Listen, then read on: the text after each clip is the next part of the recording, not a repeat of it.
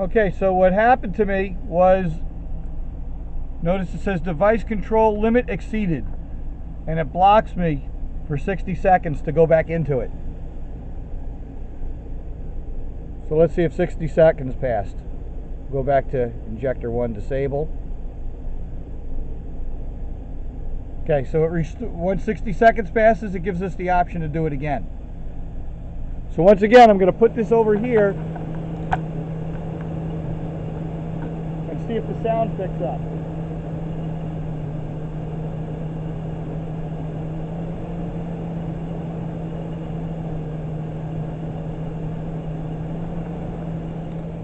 All right, so what I heard, first the whole truck started running a little rough, and the engine idle speed changed in sound. So I hope this picked that up. Right? So now we had a choice. Let's come out of here, and we have idle air control.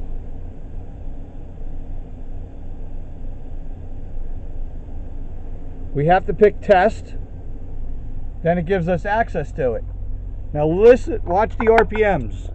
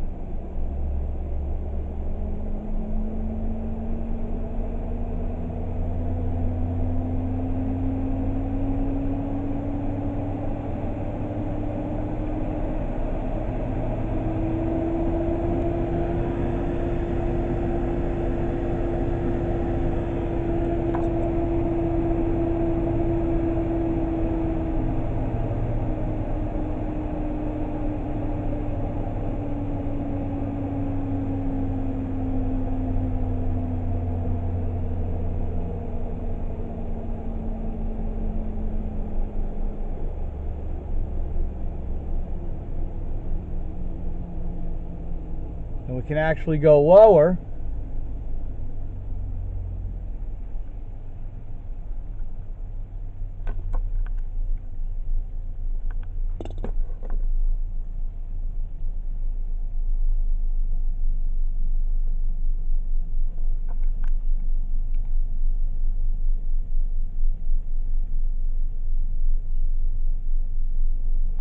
All right, I can max out at 200.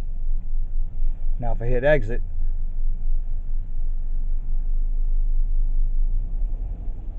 our idle comes back to normal.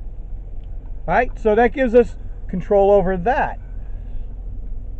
Now air pump, I don't have one, so we can't look at that one, but we can look at the EGR valve. And it's the same scenario. We click test, and it gives us the same percentage scale. Now, you'll see what happens. I'm going to leave this like this so you can hear the sound of the engine.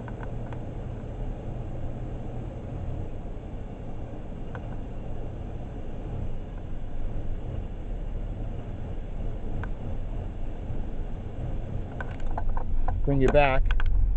EGR valve is open 100%.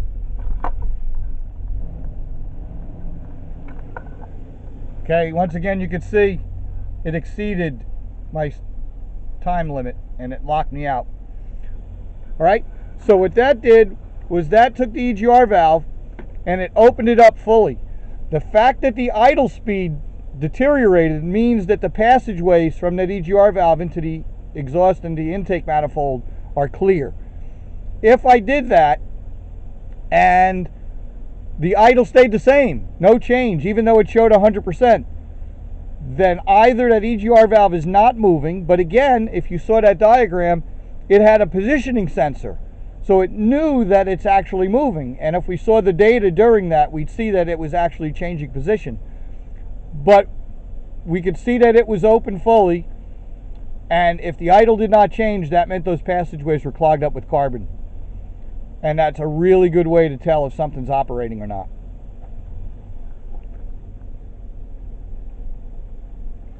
Right? But you can see that we can do evaporative emissions. Okay, we saw that also. So if I go to evap vent solenoid, I'm going to shut it off for sound wise.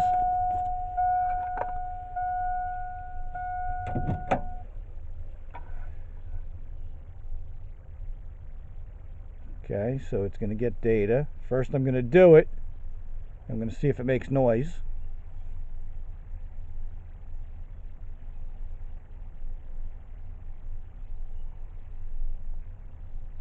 Okay, well that's under the truck. I don't hear any sound, so there's nothing for you to see on that one. But we'll do the purge solenoid.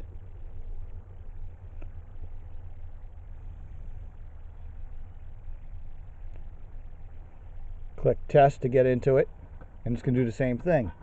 So our purge solenoid is over here.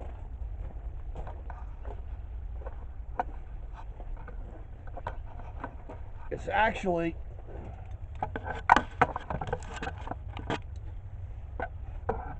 under the front of this. Here's the purge. So it lives directly under here. So I'm going to leave this here for a second, and let's see if you can hear any noise.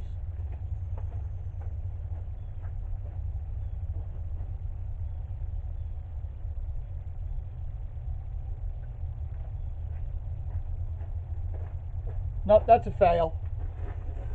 The evap purge solenoid is controlled via duty cycle, and all we're doing is opening it up. So you can see that we can open it 50%. Now it's totally open. All those vapors would be flowing into the intake manifold, and then we could close it back off. Right? So sorry for some of that time lagging that was in there. Such is what happens with production kind of stuff. And oh, I can smell the gasoline. I don't know how to get a smell onto this camera, but there's a smell. Definitely gasoline. Let's start this up.